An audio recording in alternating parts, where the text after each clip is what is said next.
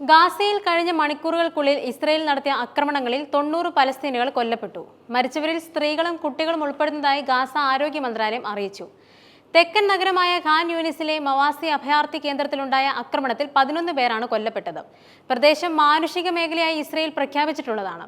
Rafah നഗരത്തിൽ ഒന്നിലേറെ ആക്രമണങ്ങൾ നടന്നതായാണ് ഇതുവരെയുള്ള റിപ്പോർട്ടുകൾ. എന്നാൽ ഇപ്പോൾ ഗാസയിലെ ഇസ്രയേൽ ആക്രമണം അവസാനിപ്പിക്കില്ലെന്ന് പ്രഖ്യാപനവുമായി പ്രധാനമന്ത്രി ബെഞ്ചമിൻ നെതന്യാഹു എത്തിയിരിക്കുന്നു. യുദ്ധം തുടരുകയല്ലാതെ ഇസ്രയേലിന് മറ്റു മാർഗമില്ലെന്നാണ് നെതന്യാഹുവിന്റെ വിശദീകരണം. ഹമാസിനെ നശിപ്പിക്കുകയും ബന്ദികളെ മോചിപ്പിക്കുകയും പ്രദേശം ഇസ്രയേലിന് ഭീഷണിയാകില്ലെന്ന് ഉറപ്പാക്കുകയും ചെയ്യുന്നതുവരെ യുദ്ധം അവസാനിപ്പിക്കില്ലെന്നും ഇസ്രയേൽ പ്രധാനമന്ത്രി ബെഞ്ചമിൻ നെതന്യാഹു വീണ്ടും ആവർത്തിച്ചു. ഹമാസിനെ പൂർണ്ണമായും ഉന്മൂലനം ചെയ്ത് ബന്ദികളെ മോചിപ്പിക്കുകയും ഗാസ മുൻപ് ഇസ്രയേലിന് സുരക്ഷാ ഭീഷണിയാകില്ലെന്ന് ഉറപ്പാക്കുകയും ചെയ്യുന്നതുവരെ യുദ്ധം തുടരുമെന്നും അദ്ദേഹം വ്യക്തമാക്കി. വെടിനിർത്തലിനായി പകുതി ബന്ദികളെ മോചിപ്പിക്കണമെന്ന ഇസ്രയേലിന്റെ നിർദ്ദേശം ഹമാസ് നിരസിച്ചതായി നെതന്യാഹു ഇതിനോടകം ആരോപിച്ചിരുന്നു. ബന്ദികളുടെ കുടുംബങ്ങളിൽ നിന്നും അവരുടെ പിന്തുണക്കാരിൽ നിന്നും മാത്രമല്ല, കഴിഞ്ഞ മാസം ഇസ്രയേൽ വെടിനിർത്തൽ ലംഘിച്ചതിനെ തുടർന്ന് യുദ്ധം തുടരുന്നതിനെ ചോദ്യം ചെയ്ത റിസർവ് സൈനികരിൽ നിന്നും വിരമിച്ച ഇസ്രയേലി സൈനികരിൽ നിന്നുമെല്ലാം നെതന്യാഹുവിന് മേൽ വർദ്ധിച്ചു വരുന്ന സമ്മർദ്ദം നേരിടുന്നുണ്ട്. കൂടാതെ തുടർച്ചയായ വെടിനിർത്തലിനായി പകുതി ബന്ദികളെ മോചിപ്പിക്കാനുള്ള ഇസ്രയേലിന്റെ ഏറ്റവും പുതിയ നിർദ്ദേശം ഹമാസ് നിരസിച്ചതായും അദ്ദേഹം പ്രസ്താവനയിൽ അവകാശപ്പെടുന്നുണ്ട്. അതുകൊണ്ട് തന്നെ ബന്ദി മോചനത്തിനായി ഹമാസിന് മേൽ സമ്മർദ്ദം ചെലുത്താൻ ഇസ്രയേൽ ആക്രമണം ശക്തമാക്കുകയാണ്. ഗാസയിലുടനീളം ആക്രമണം വ്യാപിപ്പിക്കുമെന്നും സുരക്ഷാ മേഖലകൾ പിടിച്ചെടുക്കുമെന്നും ഇസ്രയേൽ പ്രധാനമന്ത്രി ബെഞ്ചമിൻ നെതന്യാഹു പ്രഖ്യാപിച്ചിരുന്നു. ഉപരോധം പ്രഖ്യാപിച്ചതോടെ 6 ആഴ്ചയായി ഗാസയിലേക്ക് ഭക്ഷണവും മറ്റും അവശ്യ സാധനങ്ങളും വിതരണം ചെയ്യാൻ പോലും സാധിച്ചിട്ടില്ല.